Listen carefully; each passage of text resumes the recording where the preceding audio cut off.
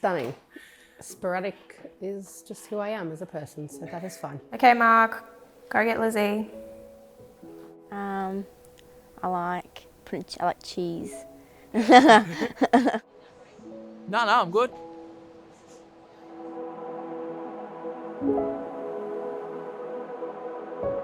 Statistically, I should be dead by either my own hand or by my mother's hand, or I should be in jail. I am in like a 0.1% that no one actually expected me to survive.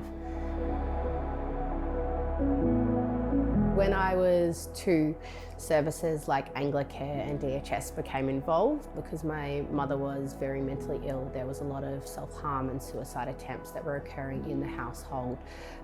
There were assault charges, harassment charges, with police being at the house most nights, an ambulance there every other night that they weren't. I eventually got sent to my then stepdad's parents. When I was there, I was physically and sexually abused. Everything I was didn't matter. If my own mother wasn't going to love me, then no one else was going to, and I was worth nothing. Living with our dad, he was very lazy. He didn't really look after us. And because my brother had autism, I practically looked after him because he's older than me, but at that stage of life he couldn't quite look after himself. We didn't have food majority of the time, so we'd share food. Did mean that my brother and I didn't get a happy childhood. I was just grateful that I always had my brother and that we weren't separated. Dad took off when Mum was pregnant, and me and my sister and my mother grew up in severe domestic violence. From a real young age, I can remember seeing a lot of stuff we shouldn't see, and any sort of male figure that was around the scene wasn't really setting a good example. You know, we grew up saying, boys don't cry, you keep your problems to yourself, you don't go to school and talk about what's going on at home. We ended up going in care, and when we got put in care, they put my sister in one place and me in another place, and that was hard because even before going to care, when violence was happening, me and my sister at least always had each other. In my family there was a lot of abuse of all kinds. The earliest thing I can sort of remember is my brothers being taken away by child services. It kind of affected the perspective that I had on the world in that I was kind of afraid of grown-ups. I was worried that people wanted to hurt me, or that I would be taken away from my mum or my sister.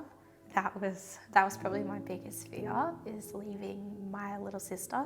Just the thought of being separated from her after my brothers left was scary.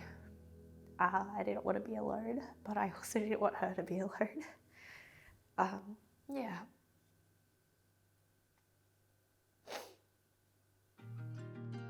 When I was 7, I was referred to the camps by one of the local churches.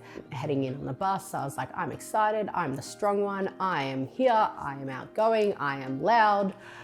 And then I got to camp and met my buddy. I'm pretty sure I was painful as anything. I was introduced to Southern Cross Kids Camp probably when I think I was 6 years old.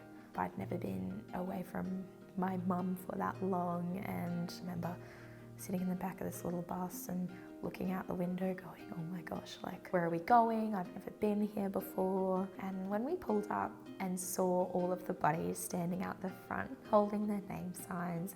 I remember getting off the bus and I sort of see all these people, and there's all these name signs, you know, I'm seeing different names and thinking, what's this about? I keep looking around and I find that they see this guy, he's holding a sign and it's got Corey on it, and I was like, oh wow. I just remember sitting there thinking, like, how cool is this? Like, I just felt so special, and like, I didn't even know these people. It was overarching happiness to be in a new environment and have someone there who cares. I was always given the time and the space to be me. I was always told that what I was and what I could give was enough, and that I was enough, and that hits deep. It gives you hope. So my perspective did change once going to Southern Cross Kids Camp, because I got to meet other kids that had been through similar situations and that deal with the same things as I do. Yeah, it was really good having the memory books, because we get to look back on it and to see actual photos, and because you also get a little note from your buddy at the end of the book as well. I had never had an undivided adult's attention. My favourite thing's swimming in the pool as a kid and just doing absolutely anything I wanted to do. Face painting, playing sports and... So there's a dress up section. Usually for most camps they have a lot of costumes to dress up on, and I decided that this clown costume was what I was going to do. And there is 1,000,001 photos of me just walking around camp in this costume, living my best life. Going on camp, I was then sort of shown men that are loving, men are kind, men that are caring. I didn't know that, you know, men could be loving or men could show emotion or men could be vulnerable, because prior to going on camp, the only men that I was seeing in my life weren't setting good examples. They were using violence and taking drugs and alcohol. That experience has helped shape me into the man I am today. I think the most significant lesson I learned on that first camp was how to trust another adult. Like that it's actually not all adults are bad, and some of them just love you because they love you, not because they want something from you.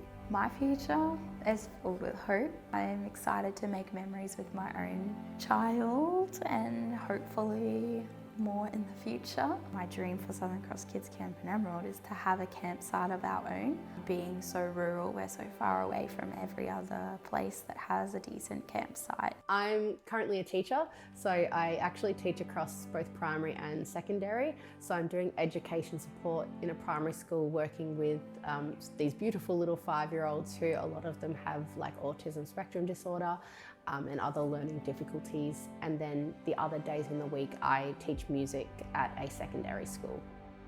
I started working at Macca's about 2.5 years ago, and then within the first year I was offered management. I've actually recently applied for the police force because I want to be a police officer and specialise in probably canine squad, like search and rescue. But I look forward to being a buddy for a child that can remember me and thinks that like I can be there for a week that they're going to remember and enjoy for forever, hopefully.